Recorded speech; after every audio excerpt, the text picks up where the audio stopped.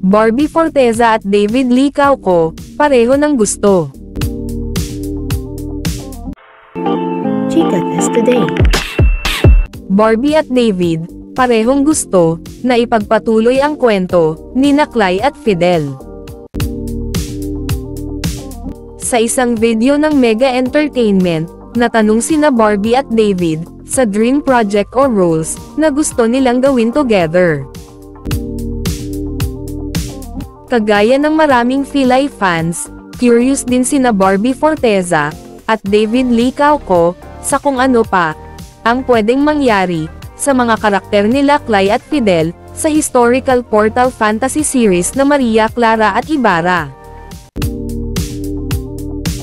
Unang sumagot si David. Ako Maria Clara and Ibarra. Yung Fidel continuation. Yeah, I think gusto kong gawin. Big impact yung Maria Clara and Ibarra. Like, syempre for the fans na rin and also for me personally. Gusto ko yun kasi yun yung pinaka na-enjoy kong gawin. I mean, enjoy ko naman lahat, pero yung pinaka. Sang-ayon naman dito si Barbie, at ito rin ang kanyang sinabi. Hindi, kahit naman tayo, honestly, ako naging fan din naman talaga ako ni Clay at ni Fidel, and I've always wondered paano sila mag-e-end up.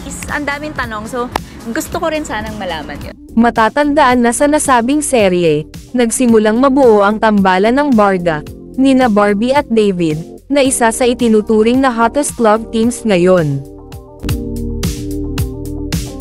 Subalit, bago pa magkaroon ng continuation, ang kwento nina Fidel at Clay mapapanood muna, sina Barbie at David, sa bagong historical action drama ng GMA sa 2024 na Pulang Araw.